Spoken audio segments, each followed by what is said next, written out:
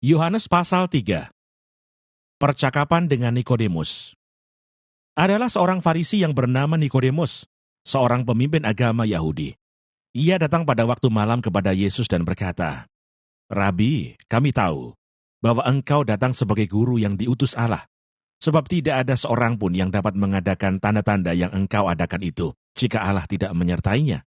Yesus menjawab katanya, "Aku berkata kepadamu, sesungguhnya jika seorang tidak dilahirkan kembali, ia tidak dapat melihat kerajaan Allah." Kata Nikodemus kepadanya, "Bagaimanakah mungkin seorang dilahirkan kalau ia sudah tua? Dapatkah ia masuk kembali ke dalam rahim ibunya dan dilahirkan lagi?" Jawab Yesus, "Aku berkata kepadamu, sesungguhnya jika seorang tidak dilahirkan dari air dan roh, ia tidak dapat masuk ke dalam kerajaan Allah. Apa yang dilahirkan dari daging adalah daging, dan apa yang dilahirkan dari roh adalah roh. Janganlah engkau heran karena aku berkata kepadamu, kamu harus dilahirkan kembali. Angin bertiup kemana ia mau, dan engkau mendengar bunyinya. Tetapi engkau tidak tahu dari mana ia datang atau kemana ia pergi. Demikianlah halnya dengan tiap-tiap orang yang lahir dari roh." Nikodemus menjawab katanya, "Bagaimanakah mungkin hal itu terjadi?" Jawab Yesus, "Engkau adalah pengajar Israel, dan engkau tidak mengerti hal-hal itu. Aku berkata kepadamu, sesungguhnya kami berkata-kata tentang apa yang kami ketahui, dan kami bersaksi tentang apa yang kami lihat. Tetapi kamu tidak menerima kesaksian kami.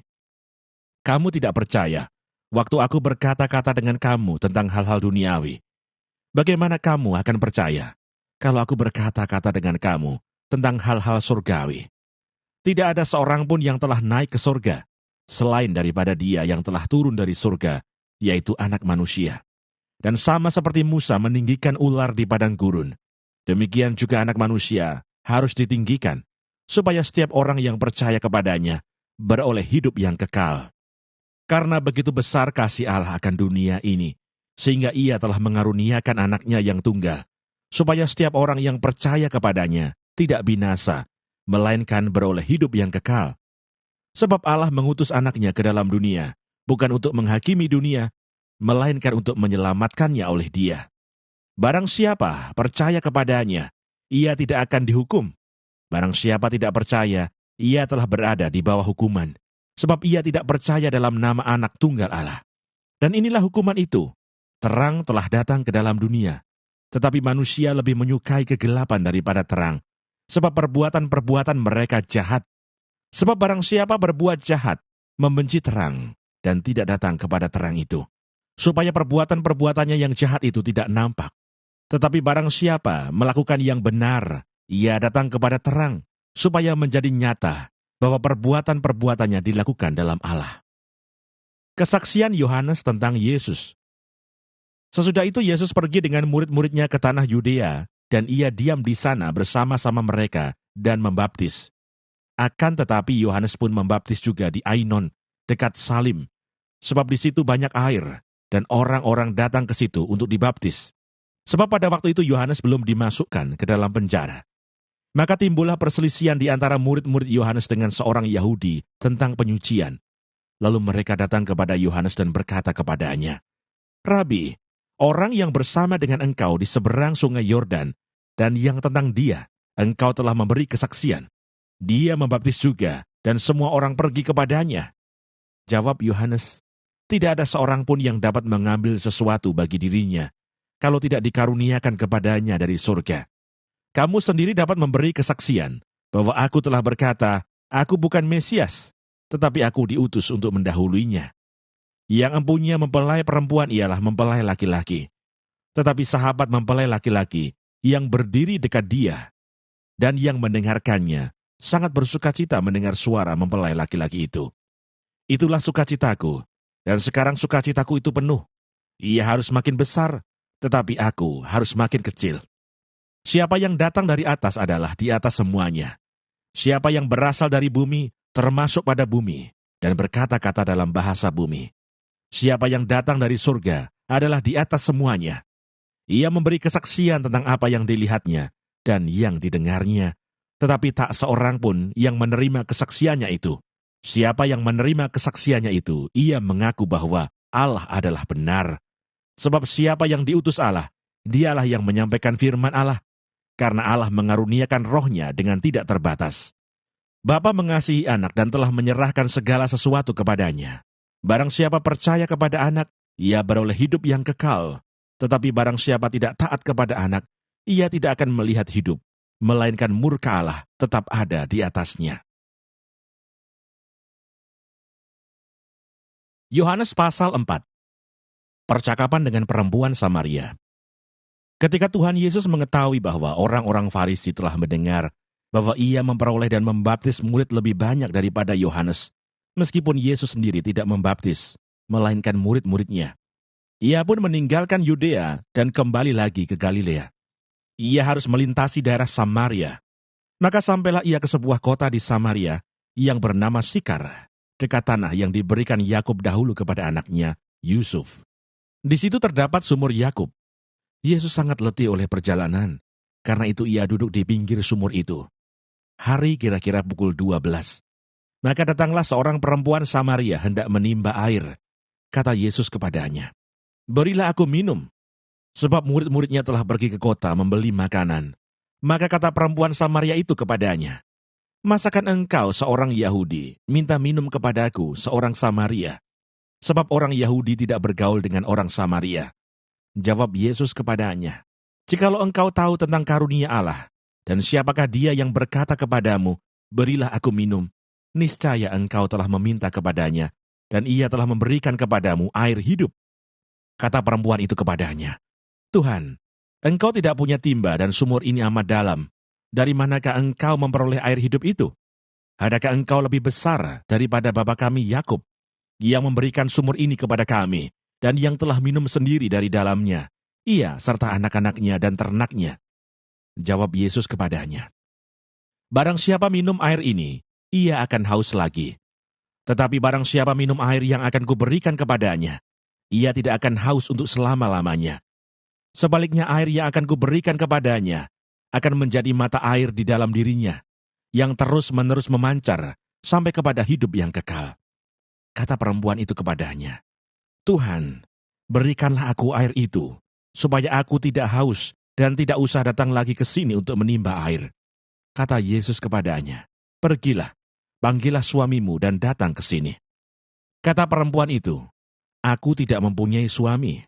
Kata Yesus kepadanya, "Tepat katamu bahwa engkau tidak mempunyai suami, sebab engkau sudah mempunyai 5 suami, dan yang ada sekarang padamu bukanlah suamimu.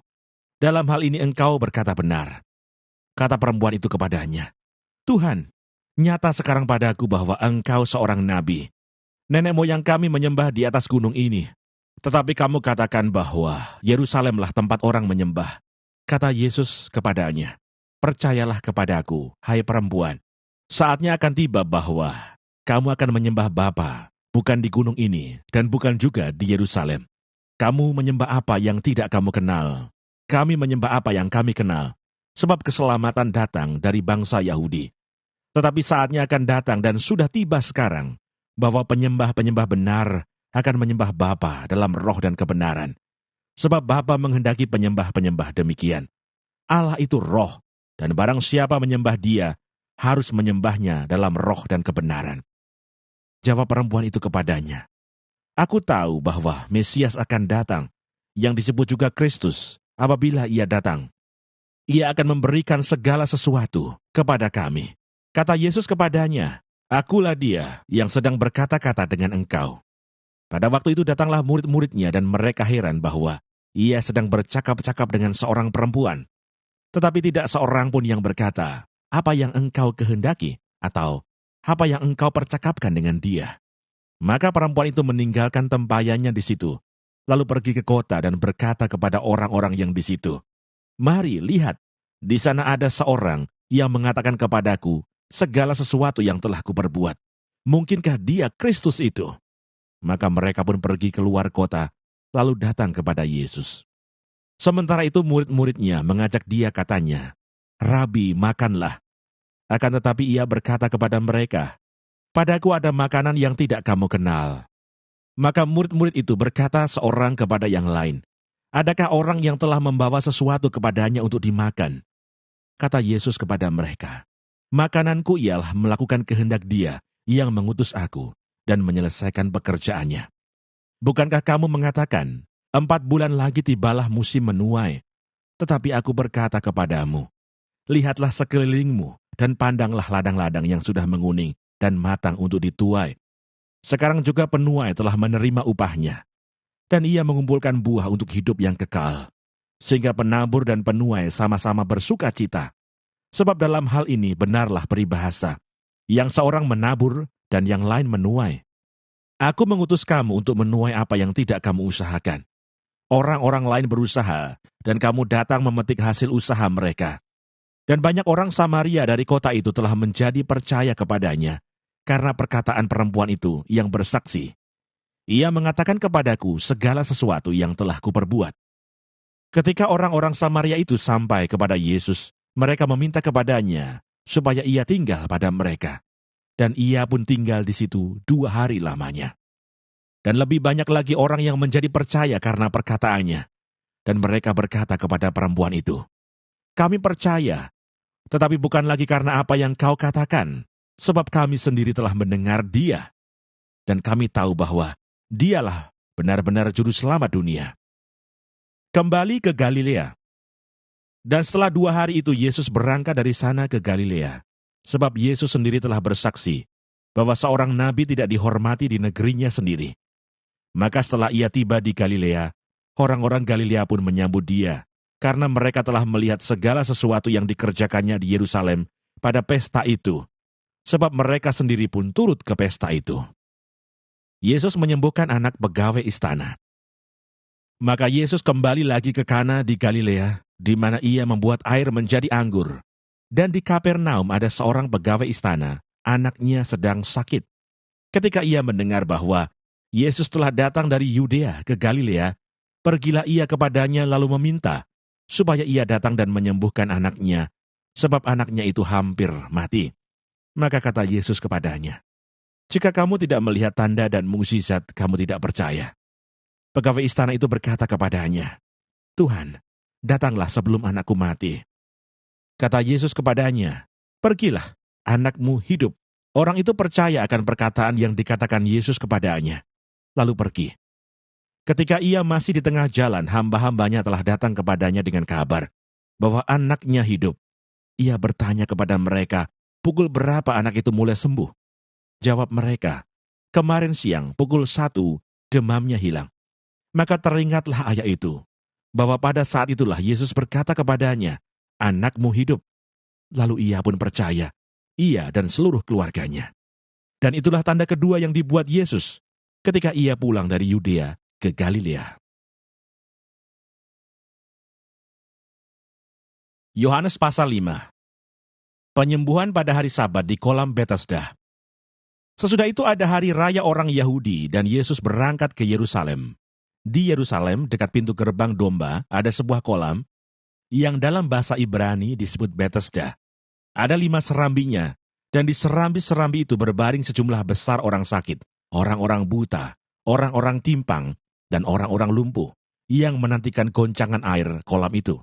Sebab sewaktu-waktu turun malaikat Tuhan ke kolam itu, dan menggoncangkan air itu, barang siapa yang terdahulu masuk ke dalamnya, sesudah goncangan air itu, menjadi sembuh, apapun juga penyakitnya. Di situ ada seorang yang sudah 38 tahun lamanya sakit. Ketika Yesus melihat orang itu berbaring di situ, dan karena ia tahu bahwa ia telah lama dalam keadaan itu, berkatalah ia kepadanya, maukah engkau sembuh? Jawab orang sakit itu kepadanya, Tuhan, tidak ada orang yang menurunkan aku ke dalam kolam itu, apabila airnya mulai goncang. Dan sementara aku menuju ke kolam itu, orang lain sudah turun mendahului aku. Kata Yesus kepadanya, bangunlah, angkatlah tilammu dan berjalanlah.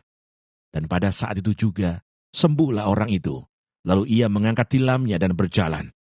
Tetapi hari itu hari Sabat. Karena itu orang-orang Yahudi berkata kepada orang yang baru sembuh itu, hari ini hari Sabat, dan tidak boleh engkau memikul tilammu. Akan tetapi ia menjawab mereka, orang yang telah menyembuhkan aku, dia yang mengatakan kepadaku, angkatlah tilammu dan berjalanlah. Mereka bertanya kepadanya, "Siapakah orang itu yang berkata kepadamu, 'Angkatlah tilammu dan berjalanlah'?" Tetapi orang yang baru sembuh itu tidak tahu siapa orang itu, sebab Yesus telah menghilang ke tengah-tengah orang banyak di tempat itu. Kemudian Yesus bertemu dengan dia dalam bait Allah, lalu berkata kepadanya, "Engkau telah sembuh, jangan berbuat dosa lagi, supaya padamu jangan terjadi yang lebih buruk." Orang itu keluar, lalu menceritakan kepada orang-orang Yahudi, bahwa Yesuslah yang telah menyembuhkan dia. Dan karena itu orang-orang Yahudi berusaha menganiaya Yesus, karena ia melakukan hal-hal itu pada hari Sabat. Tetapi ia berkata kepada mereka, "Bapakku bekerja sampai sekarang, maka aku pun bekerja juga." Sebab itu orang-orang Yahudi lebih berusaha lagi untuk membunuhnya. Bukan saja karena ia meniadakan hari Sabat, tetapi juga karena ia mengatakan bahwa Allah adalah Bapanya sendiri, dan dengan demikian menyamakan dirinya dengan Allah. Kesaksian Yesus tentang dirinya. Maka Yesus menjawab mereka katanya, "Aku berkata kepadamu, sesungguhnya anak tidak dapat mengerjakan sesuatu dari dirinya sendiri, jikalau tidak ia melihat Bapa mengerjakannya. Sebab apa yang dikerjakan Bapa, itu juga yang dikerjakan anak. Sebab Bapa mengasihi anak, dan ia menunjukkan kepadanya segala sesuatu yang dikerjakannya sendiri. Bahkan ia akan menunjukkan kepadanya pekerjaan-pekerjaan yang lebih besar lagi daripada pekerjaan-pekerjaan itu, sehingga kamu menjadi heran. Sebab sama seperti Bapa membangkitkan orang-orang mati dan menghidupkannya, demikian juga anak menghidupkan barang siapa yang dikehendakinya. Bapa tidak menghakimi siapapun, melainkan telah menyerahkan penghakiman itu seluruhnya kepada anak, supaya semua orang menghormati anak, sama seperti mereka menghormati Bapa. Barang siapa tidak menghormati anak, ia juga tidak menghormati Bapa yang mengutus dia. Aku berkata kepadamu, sesungguhnya barang siapa mendengar perkataanku dan percaya kepada dia yang mengutus aku, ia mempunyai hidup yang kekal dan tidak turut dihukum, sebab ia sudah pindah dari dalam maut ke dalam hidup. Aku berkata kepadamu, sesungguhnya saatnya akan tiba dan sudah tiba bahwa orang-orang mati akan mendengar suara Anak Allah, dan mereka yang mendengarnya akan hidup. Sebab sama seperti Bapa mempunyai hidup dalam dirinya sendiri, demikian juga diberikannya anak mempunyai hidup dalam dirinya sendiri. Dan ia telah memberikan kuasa kepadanya untuk menghakimi, karena ia adalah anak manusia. Janganlah kamu heran akan hal itu, sebab saatnya akan tiba bahwa semua orang yang di dalam kuburan akan mendengar suaranya, dan mereka yang telah berbuat baik akan keluar dan bangkit untuk hidup yang kekal. Tetapi mereka yang telah berbuat jahat akan bangkit untuk dihukum. Aku tidak dapat berbuat apa-apa dari diriku sendiri. Aku menghakimi sesuai dengan apa yang aku dengar, dan penghakimanku adil. Sebab aku tidak menuruti kehendakku sendiri, melainkan kehendak Dia yang mengutus aku. Kalau aku bersaksi tentang diriku sendiri, maka kesaksianku itu tidak benar. Ada yang lain yang bersaksi tentang aku, dan aku tahu bahwa kesaksian yang diberikannya tentang aku adalah benar. Kamu telah mengirim utusan kepada Yohanes, dan ia telah bersaksi tentang kebenaran. Tetapi aku tidak memerlukan kesaksian dari manusia, namun aku mengatakan hal ini supaya kamu diselamatkan. Ia adalah pelita yang menyala dan yang bercahaya, dan kamu hanya mau menikmati seketika saja cahayanya itu. Tetapi aku mempunyai suatu kesaksian yang lebih penting daripada kesaksian Yohanes, yaitu segala pekerjaan yang diserahkan Bapa kepadaku, supaya aku melaksanakannya. Pekerjaan itu juga yang kukerjakan sekarang, dan itulah yang memberi kesaksian tentang aku, bahwa Bapa yang mengutus aku, Bapa yang mengutus aku, Dialah yang bersaksi tentang aku.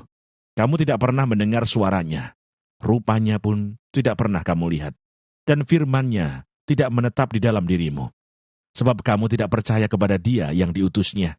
Kamu menyelidiki kitab-kitab suci, sebab kamu menyangka bahwa olehnya kamu mempunyai hidup yang kekal. Tetapi walaupun kitab-kitab suci itu memberi kesaksian tentang aku, namun kamu tidak mau datang kepadaku untuk memperoleh hidup itu. Aku tidak memerlukan hormat dari manusia, tetapi tentang kamu memang aku tahu bahwa di dalam hatimu kamu tidak mempunyai kasih akan Allah. Aku datang dalam nama Bapakku dan kamu tidak menerima aku. Jikalau orang lain datang atas namanya sendiri, kamu akan menerima dia. Bagaimanakah kamu dapat percaya, kamu yang menerima hormat seorang dari yang lain, dan yang tidak mencari hormat yang datang dari Allah yang Esa. Jangan kamu menyangka bahwa aku akan mendakwa kamu di hadapan Bapa. Yang mendakwa kamu adalah Musa, yaitu Musa yang kepadanya kamu menaruh pengharapanmu. Sebab jikalau kamu percaya kepada Musa, tentu kamu akan percaya juga kepadaku, sebab ia telah menulis tentang aku. Tetapi jikalau kamu tidak percaya akan apa yang ditulisnya, bagaimanakah kamu akan percaya akan apa yang kukatakan?